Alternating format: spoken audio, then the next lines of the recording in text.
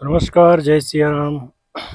હમણાં social media ઉપર એક ભાઈએ પોસ્ટ કરી હતી અને એમાં એવું એમને પૂછ્યું હતું કે ભાઈ તમારા ગામમાં કે જે મજૂર છે, ખેતી માટેના જે ખેત મજૂરો છે એ શું મજૂરી લે છે અને એમનું કામ કેટલા વાગે સ્ટાર્ટ થાય, કેટલા વાગે પૂરું થાય એ વિશેનો એમને એક સવાલ કરેલો. એટલે પછી કમેન્ટમાં અલગ અલગ જે લોકો છે, મિત્રો, અલગ અલગ ગામથી કે વિસ્તારથી એ લોકોએ પોતપોતાની રીતે જે ત્યાં મજૂરી ચાલતી હોય ને જે એમનું ટાઈમ ટેબલ હોય એ વિશે કમેન્ટ કરી. પણ ટોટલી જેટલા પણ લોકોએ કમેન્ટ કરી, જે પણ ખેડૂતોએ, એ બધાની વાતમાં એક અસંતોષ હતો.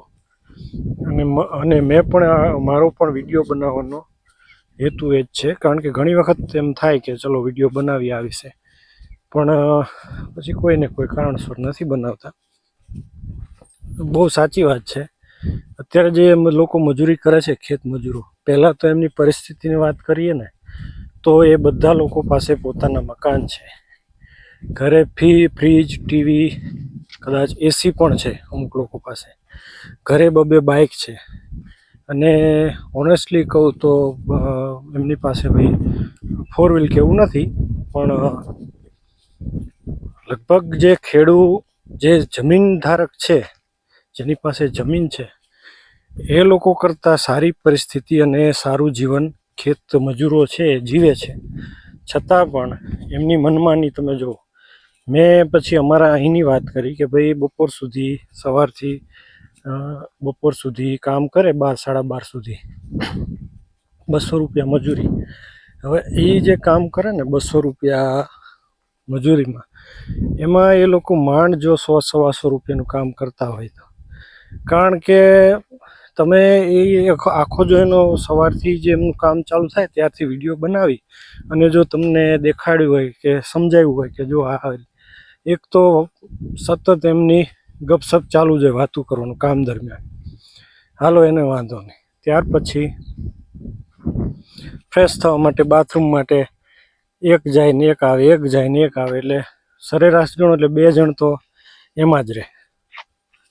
હા, અને બીજું કે પાણીની તરસ લાગે એટલે પાણી પીવા બધા એકસાથે પાણી પીવાનું, પાણી પીને બેસવાનું 5-10 મિનિટ, 15 મિનિટ, એમને મજા આવે ત્યાં સુધી બેસવાનું.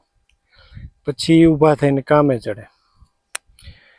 10-10:30 થાય એટલે ચા કરવાની, ચા બનાવવાની અથવા તૈયાર લઈ આવવાની ચા. અને એ લોકો સાથે નાસ્તો લઈને આવ્યા હોય, એમાં જે પડીકા હોય બધા નાસ્તાના, એ પહેલાં નાસ્તો કરે, પછી ચા પીવે, પછી બેસે, અડધાથી પોણો કલાક એમાં કાઢે.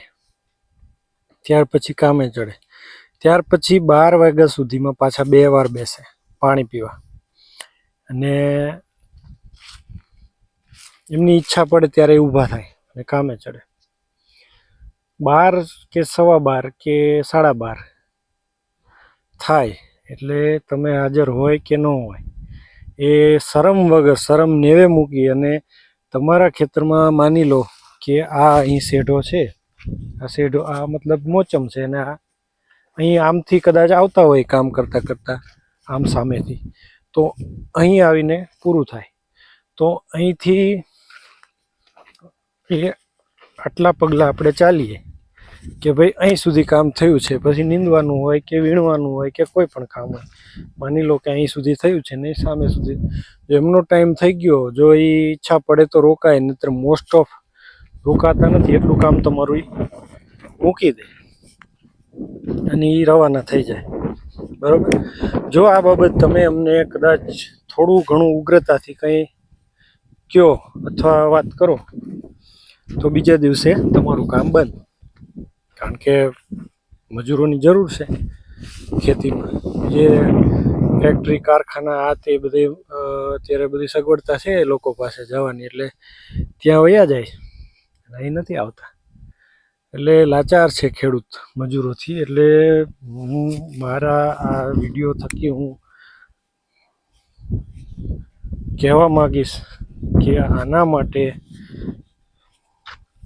આમ તો આપણે ભારતમાં રહી છીએ ને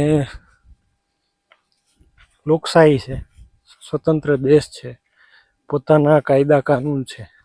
તો હું તો કહું છું કે સરકાર દ્વારા આની ઉપર કંઈક નિયંત્રણ લાવવું જોઈએ.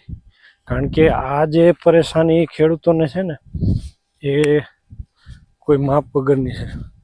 ખૂબ આ લોકો પરેશાન કરે છે. અને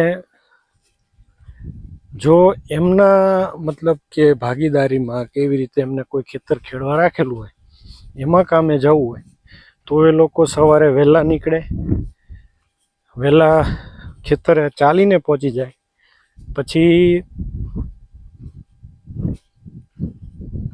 1 વાગ્યા સુધી 2 વાગ્યા સુધી અથવા તો ટિફિને એમના ત્યાં ખેતરે પહોંચી જાય ત્યાં સુધી એ લોકો કામ કરે.